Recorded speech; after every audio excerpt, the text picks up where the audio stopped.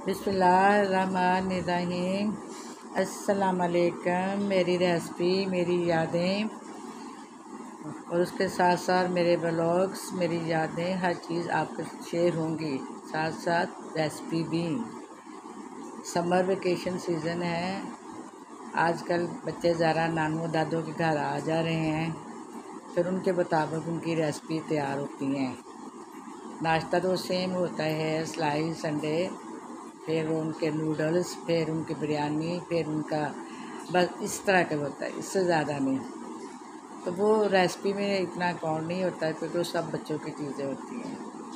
तो साथ साथ हम भी फिर वही खा पी के अपना टाइम पास कर लेते हैं।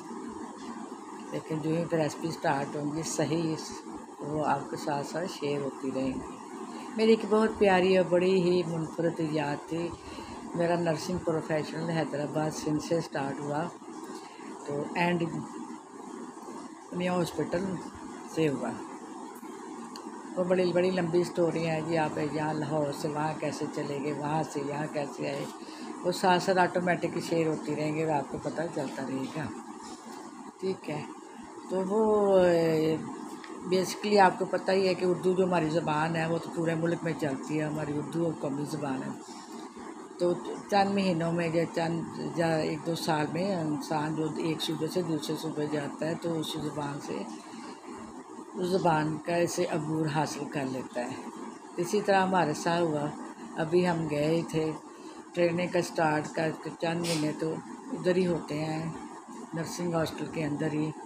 फिर उसके बाद वार्डों में हम जाना शुरू करते हैं। जब वार्ड से जाना शुरू करते हैं तो वहाँ फर्स्ट ईयर स्टार्ट होता है। तो फर्स्ट ईयर जो सेकेंड ईयर होता है बड़ा मासूम सा होता है, क्योंकि दूसरे सूबे की ज़बान जो होती है थोड़ी सी मुश्किल तो होती है। ऐसा तो हम समझ जाते हैं, फिर बोलने में रवानी में टाइम लगता है, उर्दू जो है वो चल जाती है।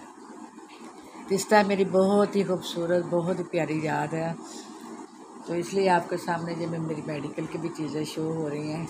ठीक है, मुझे हॉस्पिटल तो नहीं, लेकिन घर में ये सब चलता है। तो मैं ऐसे है कि मैं आपको सिंधी ज़बान में एक जुमला पहले बोलती हूँ कि सिंधी ज़बान में एक जुमला है, अद्दी मुखे काकुस को नाची पियो। अद्दी मीन्स बहन, काकुस पाखाना, ना अच्छी पियो, मुझे नहीं आ रहा। मैं इसलिए आपको बता दिया कि ये मेरा मेन याद है, जो इतनी याद आती है और मैं इतना खुद हंसती हूँ।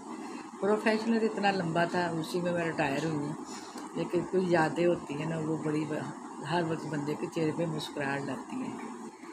तो इसी तरह मैं यानी कि अब ड्यूटी पे थी, मैं ड्यूटी कर रही थी। तो हर मरीज़ चाहे बूढ़ा हो जवान हो, वो नर्स को अपना मसीहा ही समझता है, और हर नर्स ही अपने मरीज़ की मसीहा होती है, वो किसी भी ज़बान का हो। तो इसी तरह मुझे एक ओल्ड पेशेंट ने ऐसे ही कहा कि अद्दी मुके का उसको ना चीपे हो। तो मैंने तो ज़्यादा उस बेचारे ओल्ड पेशेंट का ध्यान भी रखना था और उसको समझाना भी था, लेकिन मुझे कुछ समझ नहीं आई क्योंकि मेरा नर्सिंग का पहला ही साल था, ज़बान का भी कुछ मसला था। तो ऐसे ये होता है कि यंग ये वो बाकी तो उर्दू समझ जाते हैं, जो ज़्यादा ही ओल्ड पेशेंट होते हैं, जो ज़्यादा ही अपने इलाके से कम आते जाते हैं, तो उनके लिए उर्दू भी बहुत मुश्किल होती है। फिर मैंने उसको बाबा जी को अपने इशारा किया, मैं कहा बाबा जी अभी मैं अपनी बाकी से पूछ के आती हूँ। मैं इस तरह फिर अपनी सीनियर स्टाफ के पास गई, उसको मैंने कहा कि बाजी ऐसे ऐसे मैं फ़लाँ पेशेंट के पास गई हूँ, फ़लाँ पेशेंट जो है ना मुझे ये कह रहा है, कारतूस कह रहा है। वो मैं भी जो है ना बोलने में ना यानी कि गलत वो कारतूस कह रहा था, मैं कारतूस का। बहरहाल वो सीनियर बाजी मुस्कुराई, हंसी, उसने मेरा बाजू पकड़ा, तो उसके पास बाबा जी के पास लेके गई। तो आज बाबा जी को समझाया, उसको मेडिसिन तो हमने एडवाइस करनी होती है वो की। लेकिन उसके बाद जब मैं वापसी पे, वो सीनियर स्टाफ भी हंसती जा रही थी, हंसी तो आती है ज़ाहिर है। एक मैं फर्स्ट ईयर के मासूम स्टूडेंट थी, एक वो यानी कि इसने तो ट्रांसलेट उसने जो कहा वो भी मैं मुझसे भी गलत बोला क्या, लेकिन काउंटर पे बैठे हुए जितने भी सिंधी डॉक्टर थे उनका हंस के बुरा हाल हुआ। तो ये बड़ी प्यारी ये याद मुझे आ रही थी, तो मैंने कहा चलो आप लोगों के साथ शेयर करूं।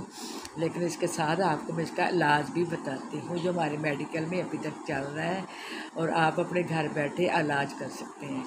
आप यानी कि अगर ज़्यादा ही कब्ज़ है तो आप इसको कैस्ट्रोल घर में ला कर रखें, ठीक है। आराम से मेडिकल स्टोर से मिल जाता है। तो रात को सोने के टाइम 2 बड़े चम्मच जिसे हम चावल खाते हैं वो, और एक कप नीम दूध का ले लें, उसको मिक्स करके, या घर में किसी को कब्ज़ हो गई है या किसी को है तो आप उसको पिला दें, ठीक है। इंशाल्लाह ताला उससे उसको आराम आ जाएगा।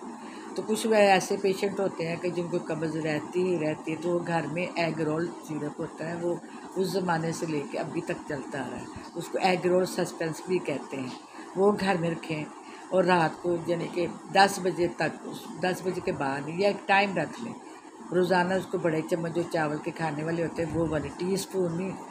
बहुत लोग ये बता रहे होते हैं, ये वो तो बाजार में हमने मुस्कुराना ही होता है, गलत बता रहे थे। टीस्पून टेबल स्पून में बहुत फ़र्क होता है। टेबल स्पून होता है जब चावल जिससे हम बैठ के खाते हैं, टीस्पून होता है जिससे हम चाय मिक्स करते हैं, ठीक है।